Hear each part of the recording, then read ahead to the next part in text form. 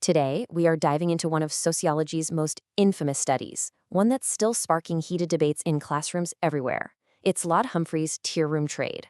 Get ready because it's a fascinating and pretty troubling story about secrets, deception, and the razor-thin line between scientific discovery and violating human rights. And really, it all comes down to this one simple but incredibly powerful question. It's a question that researchers wrestled with back then, and honestly, one we're still trying to answer today. So let's jump right in. You heard that right. It is just as shocking as it sounds. We're talking about a sociologist in the 1960s who went deep undercover, spying on men in public restrooms.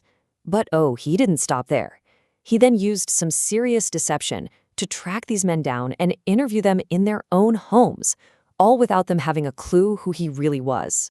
So, the big question is, how on earth did a study like this even get off the ground? Well, to really get it, we need to hop in a time machine and go back to the 1960s. It was a very, very different America than the one we know today. Man, this timeline really puts things into perspective. We're not just talking about people disapproving. We're talking about real, actual danger. Homosexuality was officially labeled a mental illness, and it was flat out illegal. I mean, just look at that 1955 number. Almost 500 felony charges in LA alone. This was the world Laud Humphreys was stepping into, a world where your entire life could be destroyed just for being yourself. And this brings us to a super important point. Why study public restrooms? I mean, why not a bar or some other social spot? The answer is pretty simple and pretty sad.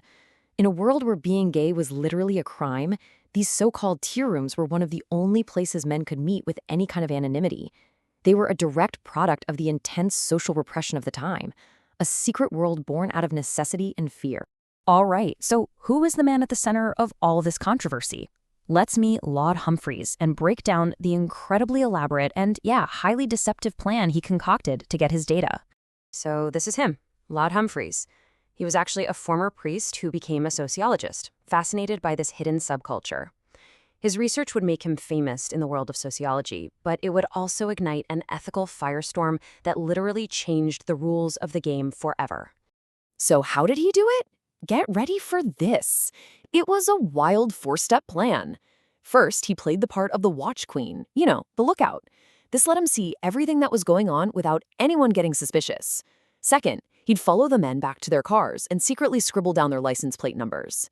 Third, he posed as a market researcher to get access to police records, which gave him their names and home addresses.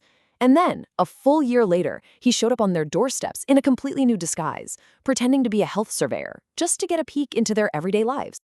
Now, for all of its massive ethical problems, this study uncovered some truly mind-blowing results. So let's look at what his data actually showed, because it completely shattered what people thought they knew about the men in these tear rooms. Let's just start with one single number, the most stunning statistic to come out of all his research, 54%. So what does that number represent? Yep, that's the percentage of men in his study who were married and living with their wives. Let that sink in for a second. This one finding completely dynamited the stereotype of the era. These weren't social outcasts. The majority were leading what looked like totally conventional, normal lives. They were, quite literally, the people next door. And it wasn't just one type of person. Humphreys found there were 4 totally distinct groups. You had the trade, often working-class guys. Then the ambisexuals, successful married men who didn't even identify as gay. You had the gay, men who were openly part of the gay community. And finally, the closet queens, deeply hidden, often very conservative men. This wasn't one uniform group. It was a complex and surprisingly diverse world. As you can probably imagine, when this study was published, it caused an absolute uproar. The debate wasn't just about what Humphreys discovered, but how he discovered it.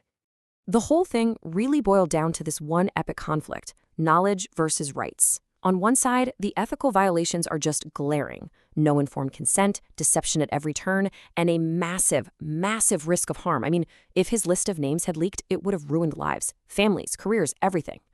But on the other side, his defenders argued the study did a ton of good. It shattered dangerous myths. And they pointed out that, hey, deception was kind of normal in research back then. Plus, in the end, nobody was actually outed or harmed by the study itself.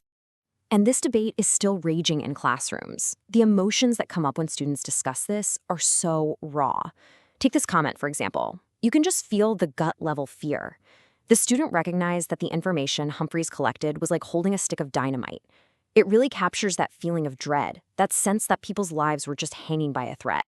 But then you get a completely different emotional reaction. Another student felt that, despite all the risks, it was worth it. They used words like imperative and necessary. For them, the feeling was that the good that came from revealing a more human, complex truth about a persecuted group was more important than the serious ethical violation. And then there's this take, which I think just perfectly nails the complicated legacy of the Tearoom Trade. It's not black or white. It wasn't the absolute worst thing a researcher has ever done, but it definitely wasn't okay. It's just a little odd. What a perfect description for a study that will probably forever live in that messy, ethical, gray area. So what's the final verdict here? Well, the biggest legacy of the Tearoom Trade might just be the controversy itself. Because that controversy sparked some huge and desperately needed changes in how research is done. The study's impact was enormous. Of course, it challenged stereotypes, but the real game changer was how it reshaped research ethics. It became the classic case study in ethics classes, and it directly led to the creation of institutional review boards, or IRBs. These are the committees that now have to approve and oversee any research with human subjects, specifically to stop stuff like this from ever happening again. And it helps solidify a principle that is now the absolute bedrock of ethical research: informed consent. It's such a simple but powerful idea. You, as a participant, have the right to know what a study is about before you agree to be a part of it. It's a right that exists today in large part because of studies like the Tearoom Trade, where people had no idea they were even being studied at all. And that brings us right back to where we started. The Tearoom Trade gave us valuable knowledge that helped fight prejudice. But it got that knowledge by violating privacy and putting people in real danger. It forced a critical conversation and led to lasting positive change. So I'll leave you with this to chew on. What do you think? Do the ends ever justify the means? That's all for this explainer. If you want to keep diving into more fascinating and complex topics just like this one, make sure to follow @Dr. Peas Pod on YouTube and Instagram. Thanks so much for watching.